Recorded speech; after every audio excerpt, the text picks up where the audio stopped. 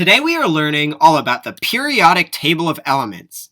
Now the periodic table of elements is a list of every element we've been able to find in the entire universe. And remember that an element is matter that's made of only one type of atom. So each box on the periodic table represents a different element. We could look at one of them here. In this box, we see a lot of different information. What you probably see first are these big letters in the middle. This is the symbol for the element. It's a shortcut way of writing it. Sometimes it looks like the element's name, other times not. The name of this element is silver, so this is the expensive metal that you've probably heard of.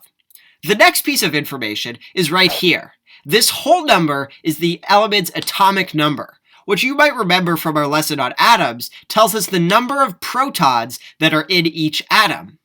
The last piece of information is the one with a decimal in it. This is the element's atomic weight, which is a measurement of how heavy the element is. The bigger the number, the heavier the element is. Now that you know how to read each element, it's also important to go over what you can learn about elements from their location on the periodic table. On the periodic table, each column is called a group, or it can be called a family. Now the elements in a group or a family are fairly similar. They have similar characteristics, meaning they react with other substances or things in similar ways. Also on the periodic table, each row is called a period.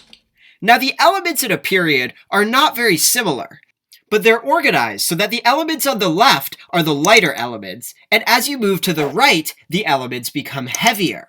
Let's review everything we've learned so far about the periodic table.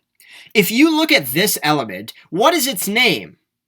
Well, you can see right here, the name of this element is oxygen. And what is the symbol for oxygen?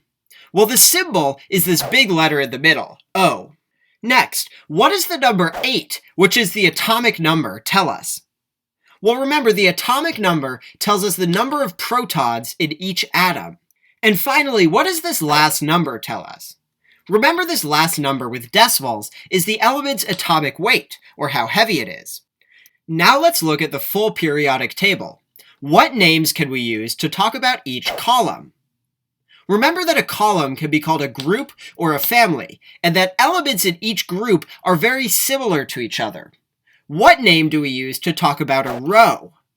Remember that rows on the table are called periods, and while they're not similar to each other, the atoms in each period move from lighter on the left to heavier on the right. Now it's time for you to review on your own. Here's an element from the table. What is the name of this element? The name is right here. It is silicon. What is the symbol for silicon? Well, the symbol is the big letters in the middle, Si. Now, how many protons does silicon have? Well, remember, the atomic number tells us the number of protons, and that is here, the whole number, so silicon has 14.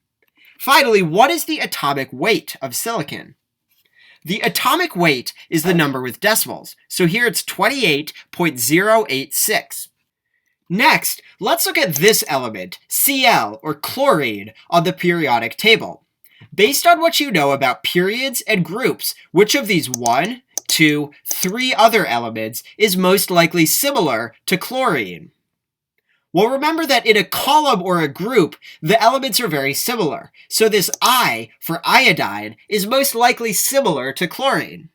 Next, what could you say about how this K, or potassium, relates to Cu, copper? Well, remember that these are in the same period, and periods are organized so that elements are lighter on the left, and they become heavier as you move to the right. So you can tell that copper, Cu, is heavier than potassium, the K. So from today, remember that the periodic table is a way of organizing all of the elements, that groups or columns on the periodic table have similar characteristics, and that periods or rows get heavier as you move from left to right.